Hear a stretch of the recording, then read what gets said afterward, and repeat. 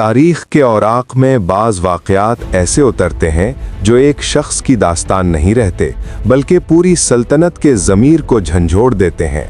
ये वो दौर था जब तख्ते शाही की रौनक के साथ सवालात ईमान भी बुलंद हो रहे थे।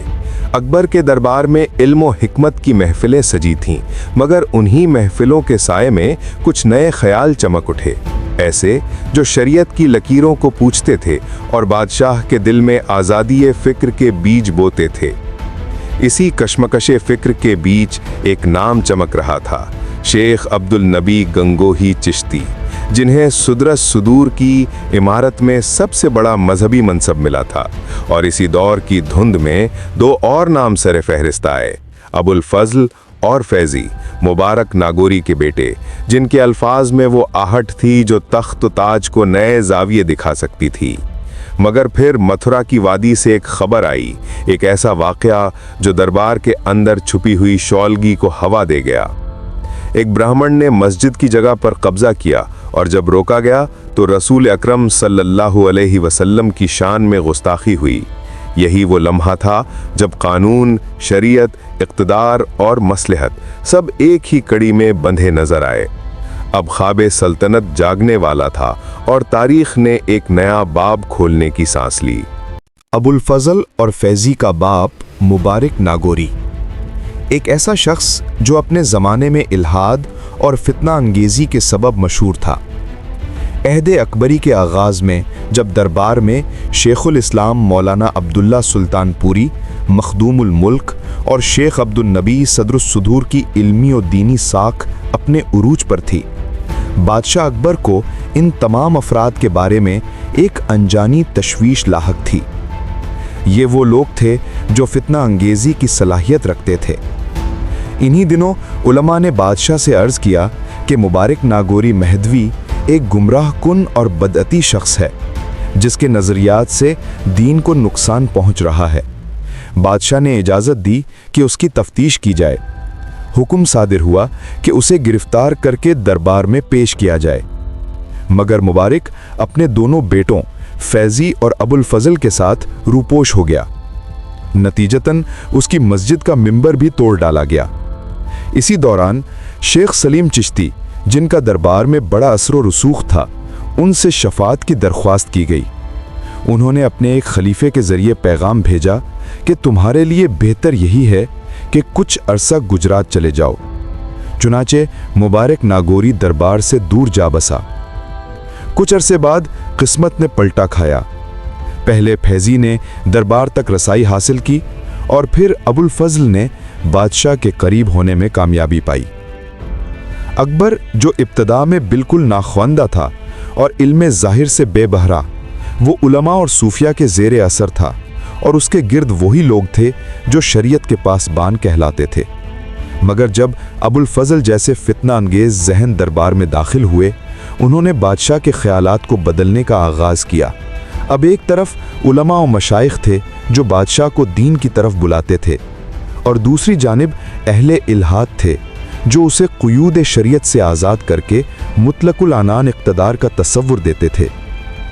रफ्ता रफ्ता बादशाह का दिल आज़ादी फ़िक्र और दीनी क़ुयूद से रिहाई की तरफ माइल होने लगा, और यूं तारीख़ ने एक नए फितने की आहट सुनी। शाही महल के सुतूनों पर कंदीले रोशन हैं।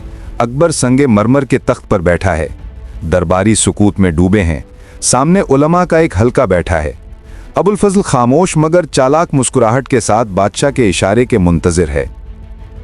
अकबर, उलमाए दीन, एक सवाल मेरे दिल में मुद्दत से गूंज रहा है। बताओ, बादशाह अपने हरम में कितनी औरतें रख सकता है? शेख अब्दुल नबी, जहां पना शरीयत मतहरा की रूह से 4 से ज्यादा नहीं। अकबर, 4? मगर मैंने खुद तुमसे सुना था कि बाज हालात में 9 तक की इजाजत है। शेख अब्दुल नबी, हुजूर, मैंने जवाज नहीं दिया था, इख्तलाफ अक़वाल का जिक्र किया था। अकबर की पेशानी पर शिकने उभरती हैं। तो फिर तुमने हमसे निफाक किया शेख। उस दिन कुछ और कहा, आज कुछ और। दरबार में खामोशी छा जाती है। अबुल फजल मुस्कुराकर आगे बढ़ता है।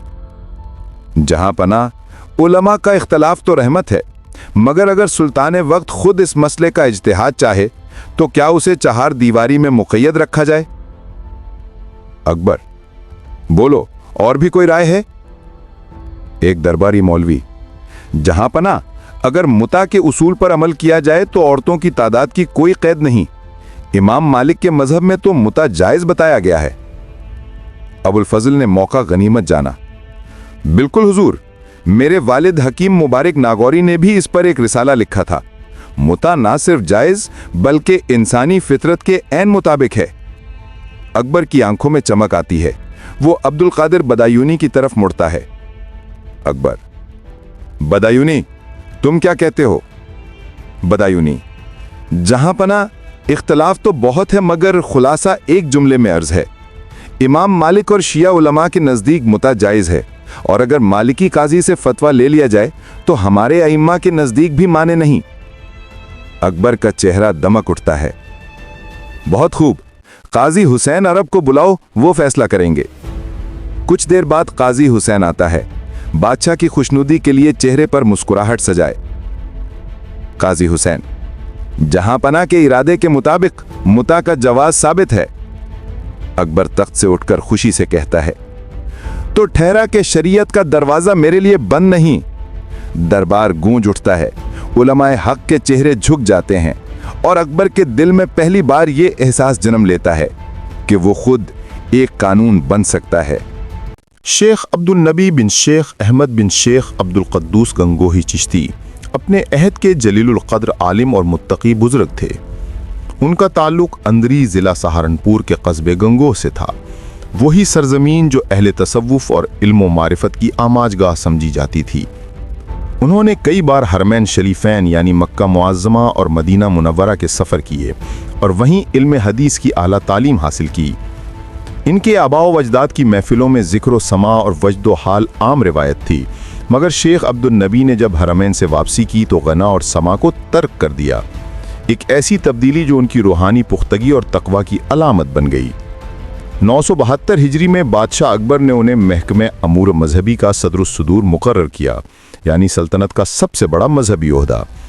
इल्म हदीस में उनकी गहरी बसीरत और तकवा के बाइस उनकी राय को बड़ी वक़्त हासिल थी। चूँकि वो हज़रत इमाम आज़म अबू हनीफ़ा रहमहुल्लाह की औलाद में से थे, इसलिए उनकी मौजूदगी में कोई दूसरा आलिम इमामत या मजहबी क़यादत का दावा करने की जुर्रत नहीं कर सकता था। लेकिन वक्त का पहिया पलटा। जब बादशाह का मिजाज इनसे बरहम हुआ तो दरबारी साजिशों को मौका मिल गया। अबुल फजल और फैज़ी वही दो बाप के बेटे जो फिक्री बगावत के नुमाइंदे समझे जाते थे, इस मौके से भरपूर फ़ायदा उठाने लगे। उन्होंने बादशाह के कानों में जहर घोलना शुरू किया और रफ्ता रफ्ता शेख अब्दुल नबी की इज्जत व वक़ार को कमज़ोर करने में कामयाब हो गए। उन्हीं दिनों एक ऐसा वाक़या पेश आया जिसने शेख का बाकी मानदा वक़ार भी ख़तरे में डाल दिया। मथुरा के एक आलिम ने शेख अब्दुल नबी से फरियाद की कि एक हिंदू ब्राह्मण ने मस्जिद की ज़मीन पर नाजायज़ कब्ज़ा करके वहाँ शिवाला यानी मंदिर तामीर कर लिया है। जब मुसलमानों ने उसे रोका तो इसने न सिर्फ नबी अकरम सल्लल्लाहु अलैहि वसल्लम की शान में गुस्ताखी की बल्कि मुसलमानों को भी गालियाँ दीं। शेख अब्दुल नबी ने फ़ौरन इसकी तलबी का हुक्म दिया, मगर ब्राह्मण हाजिर न हुआ। मामला बढ़ते बढ़ते बादशाह तक जा पहुंचा। अकबर ने खास कासिद भेजकर ब्राह्मण को दारुस सुल्तनत में बुलवाया। अदालत में जब मोतबर गवाहों ने उसकी गुस्ताखी की तस्दीक की तो शरन उसका जुर्म साबित हो गया। शेख अब्दुल नबी ने बादशाह से इजाज़त चाही कि वो शरीयत के मुताबिक हुक्म कत्ल जारी करें, लेकिन अकबर टाल मटोल से काम लेता रहा। वो सिर्फ इतना कहता, शरई अहकाम तुम्हारे इख्तियार में है, हमसे क्यों पूछते हो। ब्राह्मण कैद में रहा, हत्ता कि महल की रानियों ने भी बादशाह से सिफारिशें की, मगर अकबर खामोश रहा। आखिरकार जब शेख अब्दुल नबी ने बार बार दरियाफ्त किया तो बादशाह ने बेरुखी से कहा, मैं वही कहता हूं जो पहले कहा था, जो मुनासिब जानो वो करो। यूं शेख अब्दुल नबी ने दरबार से वापस जाकर उस गुस्ताख ब्राह्मण के कत्ल का हुक्म दे दिया। ये वो लम्हा था जिसके बाद दरबार अकबरी में तूफान उठ खड़ा हुआ। एक तूफान जो महज एक फैसले का नहीं बल्कि दो नजरियों के टकराव का पेश खैमा था। ब्राह्मण के कत्ल की खबर महल तक पहुंची। रानियों ने अकबर को भड़काया कि ये मौलवी तो अब शाही इजाज़त के बगैर खून बहाने लगे हैं। अबुल फजल और फैज़ी ने भी यही राग छेड़ दिया। कहने लगे, जहां पना ये उलमा आपकी बादशाहियत को कमज़ोर कर रहे हैं, अब तो ये खुद फैसले सादिर करते हैं, आपकी हुकूमत को बेवक़्त बना रहे हैं। अकबर के दिल में पहले ही शेख अब्दुल नबी के खिलाफ कुछ खलिश मौजूद थी। अब ये वाकया एक चिंगारी पर तेल का काम कर गया। रात के वक्त अनूप तलाव के किनारे एक खुफिया दरबार लगाया गया। दरबार में अबुल फजल, फैजी, शेख अब्दुल कद्दूस बदायूनी और चंद खास दरबारी मौजूद थे। फिजा में कशीदगी, खामोशी और साजिश की बू थी। अकबर का चेहरा सुर्ख था, आंखों में गजब की चमक। अकबर सख्त लहजे में, ये कैसा दस्तूर है? एक ब्राह्मण को शाही इजाजत के बगैर कत्ल कर दिया गया।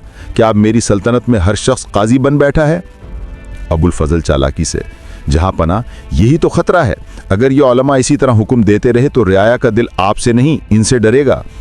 फैजी मुस्कुराकर, शरीयत के नाम पर बादशाहियत को कमजोर किया जा रहा है। हुजूर की इजाजत के बगैर कत्ल का हुक्म, ये तो सल्तनत पर तलवार चलाने के मुतरादिफ है। अकबर गुस्से में, शेख अब्दुल नबी ने ऐसा क्यों किया? क्या वो जानते नहीं कि बादशाह की रजा के बगैर कोई खून नहीं बहाया जा सकता? बदायूनी दबे लहजे में, जहां पना उसने शरन अमल किया, गुस्ताखे नबी की सजा इस्लाम में यही है। अकबर तन से, क्या वो बादशाहियत से बढ़कर शरीयत के मुहाफिज हैं? अबुल फजल, जहां पना ये इमाम आजम के नाम पर फतवा देते हैं मगर खुद इमाम की राय के खिलाफ। इमाम आजम ने कहा है कि जिम्मी अगर गुस्ताखी करे तो अहद बाकी रहता है, मगर ये शेख साहब तो अपने जज से भी ज्यादा तन निकले। फैजी, ऐसे मुल्ला अगर काबू में न लाए गए तो कल को बादशाह को भी काफिर करार दे देंगे। अकबर खामोश हो गया। महफिल पर बोझल सुकूत तारी हो गया।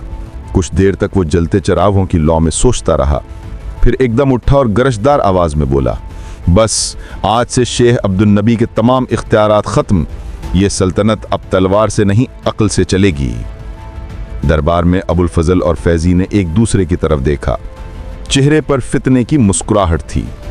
यूं एक आलिम दीन की इज्जत हाक में मिल गई और अकबर का दरबार दीन से ज्यादा अक्ल इंसानी के ताबे बनने लगा।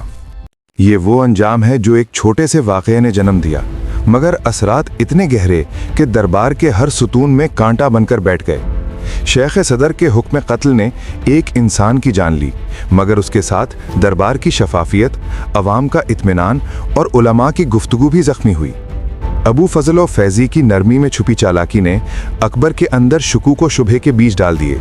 बदायूनी जैसे लोग मसलहत का झंडा उठाकर नए दलाइल ले आए और जो कुव्वतें कभी मंजर आम से हटकर रहती थीं, आज खुलकर दरबार का रुख कर गईं। दीन और इक़्तिदार का वो नाजुक तवाज़ुन जो सदियों से कायम था, एक लम्हे में हिल गया। शरीयत के मुहाफिज और अक्ल के अलमबरदार आंखों में आंखें डालकर खड़े हुए और बादशाह की सोच जो कभी अहकाम की रोशनी में रोशन थी, अब सवालात की धुन में बदलने लगी। ये अंजाम महज एक वाक़ये का न था, ये एक नए दौर का पेश ख़ैमा था। एक ऐसा दौर जिसमें हरफ़े इलाही, फतवा, फ़लसफ़ा और सियासत सब एक ही महफिल में आ बैठेंगे और हर फैसला तारीख के तराजू पर तोला जाएगा। अगर आप ये जानना चाहते हैं कि दरबार ने इस तब्दीली को कैसे कबूल किया, कि किस तरह अबुल फजल और फैजी के अल्फाज बादशाह के दिल में उतरे और किन मंतिकों से मकतब जदीद ने सर बुलंद किया, तो अगला बाब इसी कशमकश का जवाब लेकर आएगा। देखिए अगला हिस्सा, अकबर और अबुल फजल, दरबार इल्हाद की इब्तिदा, पासबान हरम, पार्ट 3।